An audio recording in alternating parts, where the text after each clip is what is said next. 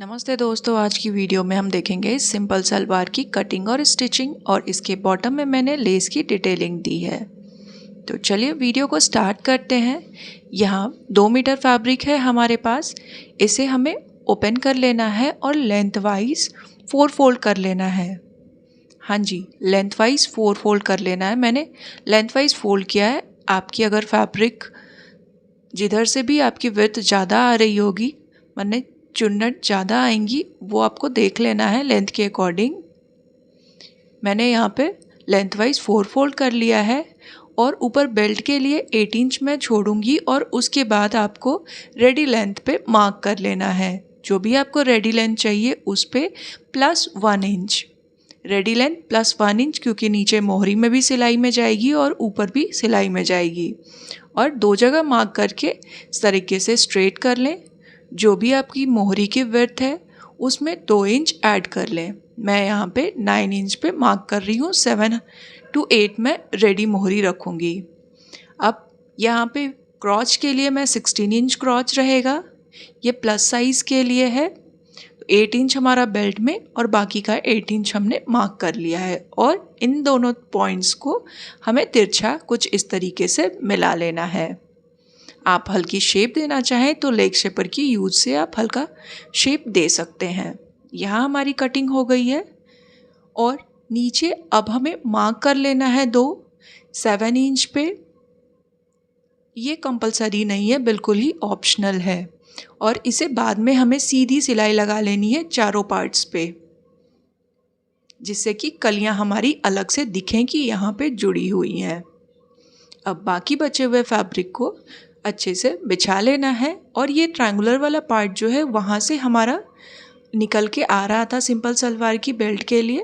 Fabric कम पड़ रही थी तो आप इस आइडिया को ज़रूर लगाएं। ऐसे ट्रायंगल में हमें 4 लेयर्स, यहाँ पे 2 लेयर्स उस साइड हो गए और 2 लेयर्स नीचे होंगे।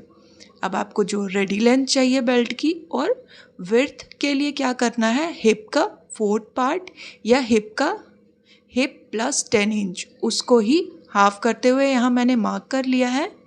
हिप हाफ +5 इंच ऐड किया है और उसे मार्क करके जो एक्स्ट्रा है उसे कट कर लिया है।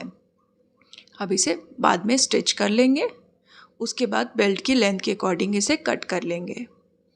अब बाकी बचे हुए फैब्रिक में से एक पीस लेना है और यहाँ पे आपको मोहरी की जो भी लेंथ चाहिए वो अपने अकॉर्डिंग रखें। विड्थ तो नीचे मोहरी की विड्थ के अकॉर्डिंग ही रहेगी। और इस तरीके से यहाँ पे मैंने फैब्रिक को 4 फोल्ड करते हुए फिर हाफ करके 2 पार्ट्स कट कर लिए हैं मोहरी के लिए। अब यहाँ पे देखते हैं कि स्टिचिंग हमें कैसे करना है। तो ये सलवार वाला जो पार्ट है, 2 लेयर्स अंदर की तरफ है, सीधी साइड जो है वो अंदर की तरफ है। दोनों हमें साइड्स को सिलना है। क्रॉच वाला पार्ट जो है उसे हमें सिलना है इसमें भी, और ये दूसरी साइड को भी हमें सिल के रेडी कर लेना है। तो इसे रेडी करने के बाद हमें क्या करना है, सेंटर की तरफ से पकड़ते हुए इसे ओपन कर लेना है। दोनों साइड बराबर की तरफ कर लेंगे और 2 पैर हमारा बनके रेडी हो गया है। ये देखिए, यहाँ पे ये रेडी हो गया। अब हमें मोहरी कंप्लीट करना है और ऊपर चुन्नटें डालनी है। अब यहाँ पे मैंने बेल्ट का जो पार्ट था उसे भी स्टिच कर लिया है। ट्रायंगुलर पार्ट जो स्टिच करना था उसे मैंने स्टिच कर लिया है।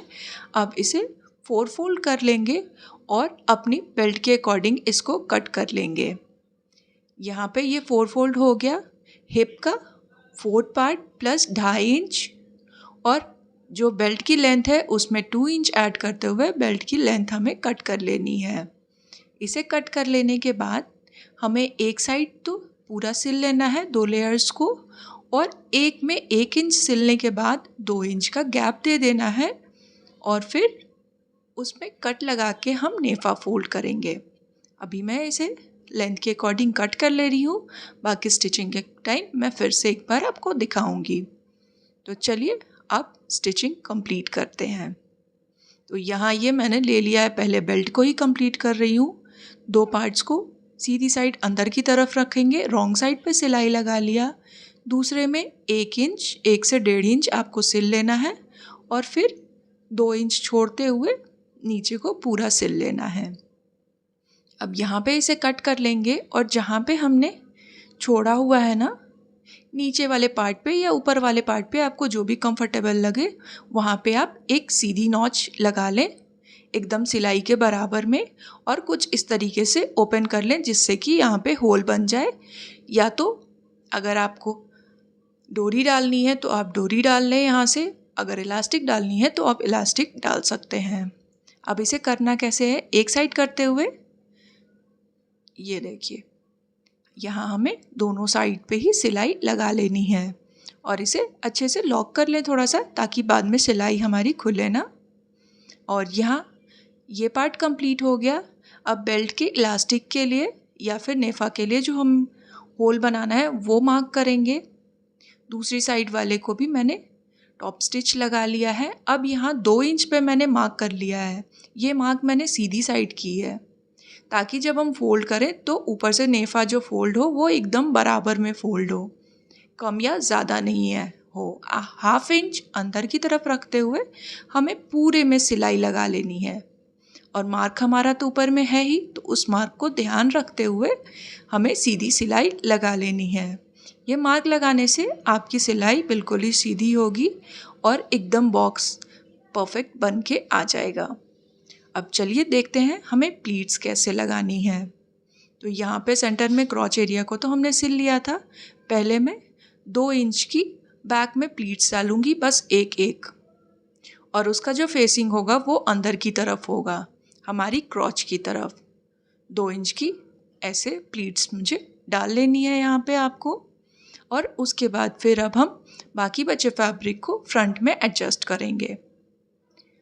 आगे से थोड़ा सा आप छोड़ ही दें 1 से 2 इंच, और उसके बाद 1-1 इंच की प्लेट्स 1-1 इंच की गैप पे डालते जाएं, जितनी भी प्लेट्स आपकी बेल्ट के अकॉर्डिंग आए। बेल्ट वाली जो हमने तैयार किया है उसे हमें मेज़र कर लेना है और जो भी प्लीट्स होंगी उसके अकॉर्डिंग हमें डाल लेनी है। इसमें 5-5 प्लीट्स हमारी दोनों साइड्स में आई थी और प्लीट्स का फेस हमेशा अंदर की तरफ रहेगा, यानी क्रॉच की तरफ से। अब यहाँ बैक साइड से मैं सिलना स्टार्ट करूँगी। आप बेल्ट में 4 पार्ट में डिवाइड कर लें बेल्ट को। साइड्स में जो कट आए वहाँ से लेके सीधी दूसरी साइड तक सिल लें और उसके बाद फ्रंट वाले पार्ट को सिल सकते हैं। मैं यहाँ बैक से ही स्टार्ट कर रही हूँ क्योंकि प्लीट्स मैंने पहले पिन से लगा लिया है और इसे नाप के भी देख लिया है, ये बिल्कुल बराबर आ रही हैं। तो दोनों ही साइड्स पे प्लीट्स लगा के बैक साइड से सिलना स्टार्ट कर रही हूँ और बराबर से पकड़ते हुए आपको इसे सिलना है। अगर सिलाई करते वक्त कम या ज़्यादा आए तो आप एक प्लीट्स को एडजस्ट कर सकते हैं। अगर ज़्यादा फैब्रिक है तो प्लीट्स बढ़ा सकते हैं, और अगर फैब्रिक कम पड़ रही है तो आप प्लीट्स को खोल दें या छोटा कर दें। तो इससे ही हमें पूरे में सिलाई लगा ली। अब क्या करना है, इसे ओपन करना है और ओपन करते हुए इसके ऊपर टॉप स्टिच लगा लेना है। टॉप स्टिच लगाने के बाद मैं आपको दिखाती हूँ कि इसको आगे हमें कैसे सिलना है। मैंने मोहरी भी बनाई है, वो भी मैं आपको दिखाऊंगी। अगर आपको मेरी वीडियोस अच्छी लग रही हो तो इसे लाइक करें, शेयर करें एंड चैनल को सब्सक्राइब करना बिल्कुल भी ना भूलें, ताकि ऐसे ही और वीडियोस की नोटिफिकेशन आपको मिलती रहे। यहाँ पे ये मैं फ्रंट पार्ट वाले प्लीट्स को सिल के रेडी कर रही हूँ। ऐसे ही पूरे राउंड में आपको सिलाई लगा लेनी है। ये देखिए बराबर से रखते जाएंगे और इसे सिलते चले जाएंगे। आपको कहीं भी कोई भी कंफ्यूजन हो तो आप मुझे कमेंट सेक्शन में ज़रूर पूछ सकते हैं। अब इसे कंप्लीट कर लेती हूँ, फिर मिलते हूँ।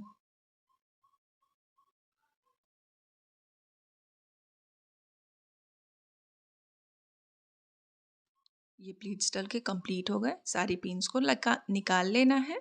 अब इसके ऊपर एक टॉप स्टिच मैं पूरे राउंड में लगा दूंगी, जिससे कि प्लीट्स बाद में ऊपर नीचे नहीं आएंगे। बहुत सही फिनिशिंग आ जाती है इतने छोटे से काम से।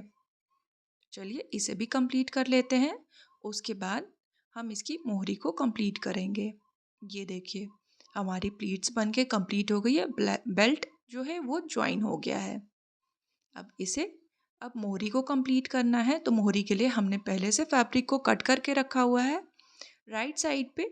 और यहाँ पे देखिए बुकरम पेस्टिंग मैंने पेस्ट कर ली है फैब्रिक पे, 1/2 इंच छोड़ते हुए राइट साइड पे रखेंगे और उसे सिल के फिर अंदर की तरफ फोल्ड करते हुए हमें स्टिच लगा लेना है। सेम इसी तरीके से दूसरे वाले को भी राइट साइड फेसिंग अंदर की तरफ रहेगी और फिर अंदर की तरफ फोल्ड करते हुए हमें स्टिच करना है। और बीच में जो क्रॉच वाला पार्ट है, इनर थाई वाला पार्ट है, उसमें हमें स्टिच लगा लेनी है और हमारा सलवार बनके रेडी हो जाएगा। तो चलिए अब देखते हैं मोहरी को कैसे कंप्लीट करना है। यहाँ पे एक मोहरी मैंने पहले से बना के रखा है। ये देखिए छोटी सी डिटेलिंग के बाद ये मोहरी कितना सुंदर लग रहा है ना। अगर आपके पास भी ऐसी लेस पड़ी हुई है तो आप उसका यूज़ कर सकते हैं, या फिर आप किसी भी डिफरेंट कलर का अपने कुर्ती या सूट से मैचिंग थ्रेड का भी यूज़ करके डिज़ाइन बना सकते हैं। अब यहाँ पे आप देख सकते हैं 1/2 इंच बस मैंने छोड़ के और पेस्टिंग को प्रेस किया हुआ है। अब इस 1/2 इंच वाले डिस्टेंस को ही मेंटेन करते हुए सीधी सिलाई लगा लेनी है। ओपन करते हुए अंदर की तरफ फोल्ड कर लेंगे, इसे ओपन करेंगे और फिर अंदर की तरफ फोल्ड करके इसकी ऊपर वाली साइड पे हमें सिलाई लगा लेनी है। ये हो गया। अब हमें समोसा लेस लेनी है और मैंने 0.25 जितना ऊपर से छोड़ते हुए उसके बाद इस लेस को लगाया है। आप अपने अकॉर्डिंग कैसा भी डिज़ाइन बना सकते हैं। अगर नहीं बनाना चाहें तो आप सिंपल भी बस सीधी सीधी लाइंस लगा सकते हैं। इसे मैंने जिगजैग स्टिच से स्टिच कर लिया है, यहाँ पे सिल लिया है। सेम फिर नीचे की साइड से भी मैंने 0.25 जितना ही डिस्टेंस छोड़ते हुए दूसरे वाली लेस को लगाया हुआ है और उसका फेस ऊपर की तरफ रखा है। ऊपर वाले में समोसा नीचे की तरफ है, ट्रायंगल जो है इसका पार्ट, और नीचे वाले का ट्रायंगुलर पार्ट जो है वो ऊपर की तरफ फेसिंग पे है। ऐसे ही इसे कंप्लीट कर लिया है।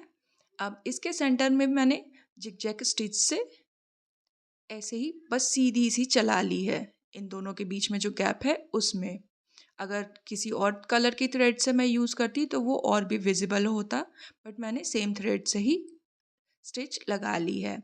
और नीचे वाले पे सबसे नीचे पे एक सीधी स्टिच लगाई है, यानी 2 सीधी स्टिच ऊपर और नीचे, 2 समोसा लेस और बीच में एक जिगजैग स्टिच, और हमारा मोहरी बन के कंप्लीट हो गया है। ये देखिए कैसी लगी आपको ये मोहरी के डिज़ाइन, मुझे कमेंट ज़रूर करके बताइएगा। अब जो बाकी एक्स्ट्रा था उसे मैंने कट कर लिया। मोहरी को हाफ फोल्ड कर लेंगे और अपनी मोहरी का जो भी आपको विड्थ चाहिए आप उसके अकॉर्डिंग मार्क कर लें और इसे सिलते हुए दूसरी साइड तक सिल लें। सेंटर से पहले यहाँ मोहरी से पकड़ते हुए सिलाई करें और उसे सेंटर से भी मेंटेन कर लें, पकड़ के देख लें कि बराबर है या नहीं है, और इसे बराबर से हमें सिल लेना है। 1/2 से 1 इंच जितना ही आप डिस्टेंस गैप छोड़ें स्टिचिंग के लिए, और इसे पूरे में सिलाई करते हुए दूसरे मोहरी तक सिल लें। और ये हमारा सिंपल सलवार बनके रेडी हो गया है। तो चलिए मिलते हैं अगली वीडियो में, तब तक के लिए हर हर महादेव।